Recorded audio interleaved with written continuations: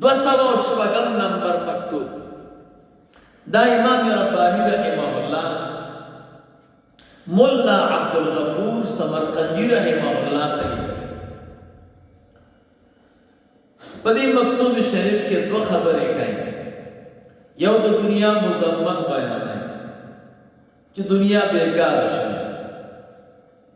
دو نمبر سالک تا پکار داری کہ دا دنیا پتنا قوماتو کے توغلو نکی انا ولی پر صفت کے راضی المعرض عن الانحماق فی اللذات والشہوات ولی توئی العارف بذات اللہ وصفاته بقدر ما يمكن اللہ تعالیٰ بذات و صفات بانی عارف فی سمر چینکا ہے المواظب علی الطاعات وطاعات بانی شوالے کئی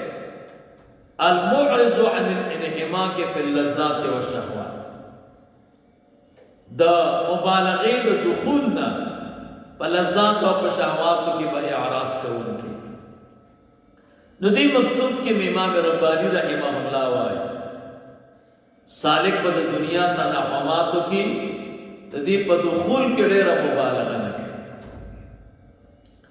201 نمبر مکتوب دا امام ربانی رحمہ اللہ لکھل ہے مرزا حسام الدین احمد رحمہ اللہ پدی مکتوب شریف کے یو مسئلے بارے بحث کریں یو دا ابدان قرب دیں یو دا قلوب قرب دیں دا ابدان قرب دا پا قرب دا قلوب کی تاثیر دیں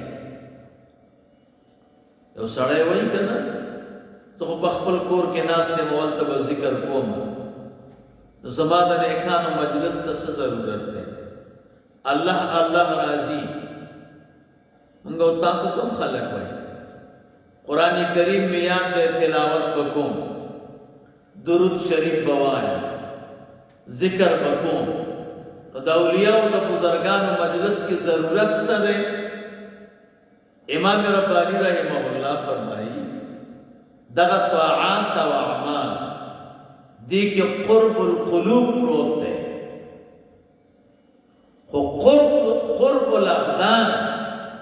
دا پا قرب القلوب کی تاثیر کے سید تال کا ذکر کے اگے کہ تمرا قرب در تنہ حاصلے گی سمرا چی پا قرب الابدان کے در تنہ حاصلے گی تیرے وہ قیمتی خبر دیزے کی کہیں دا اولیاء و دا بزرگان و دا نیکان و خلقو ملاقات کی قرب القلوب دے او دا نیکان و مجلس کی قرب الابدان دے نو قرب الابدان دا پارا تاثیر دے پا قرب القلوب کی دا یہ اگدہ موضوع دا چلتا ہو رسی بھی انشاءاللہ 208 نمبر مکتوب دا امام ربانی رحمہ اللہ میاں محمد صادق رحمہ اللہ طریقہ ہے پدی مکتوب شریف کے دا تصوف خبریں میں چلتا ہو رسی ہوں میں انشاءاللہ خط تعبیر کرتا ہوں پدی مکتوب شریف کے یا خبر کڑے رکھنا کنا سالک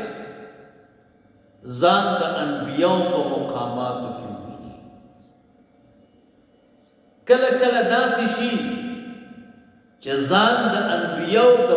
مقامات نبر ہوئی نو امام ربانی رحمہ اللہ نے دا دی متعلق مختنش رہا چی دی کے سراز دے دا انبیاء مقام تک سکنشی رسید ہے دا سالک خپل زان دا انبیاء کو مقام کی ولی گوری یا دا انبیاء کرام نے بالا کر ولی گوری نو پدیب باری کا مسئلہ امام ربانی رحمہ اللہ بحث کرنا عجیبہ نا دا قرآن کریم دا یہ ترجمہ رکھا وَمَن يُطِعِ اللَّهَ وَالرَّسُولِ فَأُولَٰئِكَ مَعَ الَّذِينَ أَنْعَمَ اللَّهُ عَلَيْهِمْ مِنَ النَّبِيِّينَ نو هلته په خپله جواب پروت دی چونکې باریکه مسله ده د خلکو ذهن ته ډېر نه غورځي نو ځکه امام رباني رحمه الله نه پوښتنه شوې ده دی د هغې په جواب کې دا مکتوب شریف لیکلی دی 209 نمبر مکتوب دی لیکلی امام میر محمد نعمان بدخشی رحمه الله په دې مکتوب شریف کې د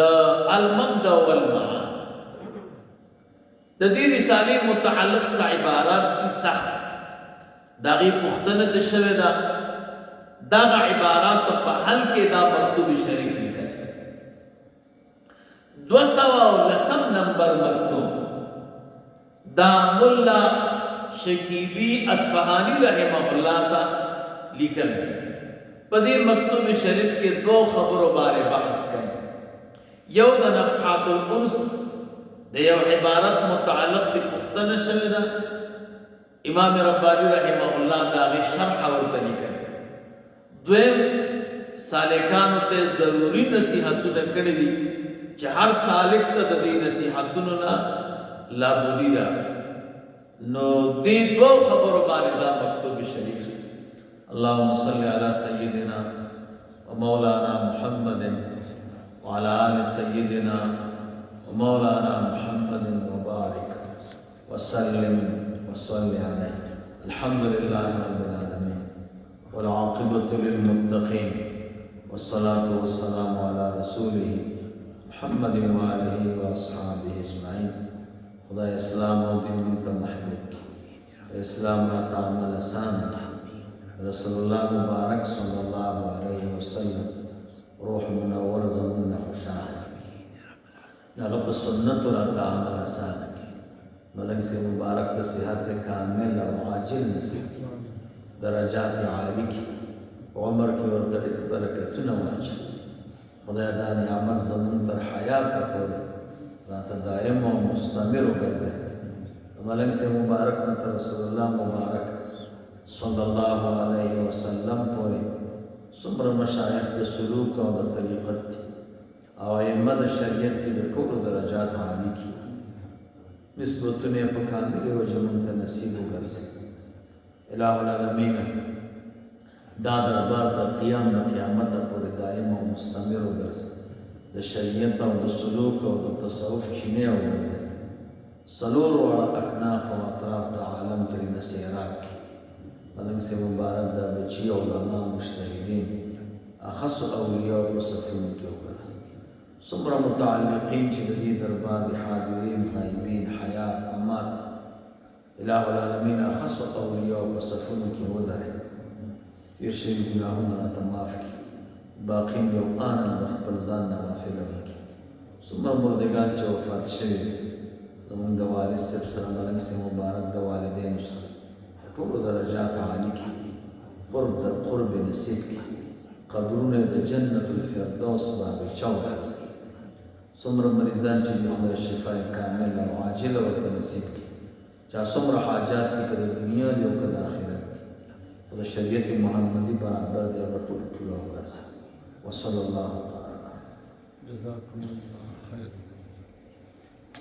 حضرت مولانا جی سے منظر تنگی سارا کر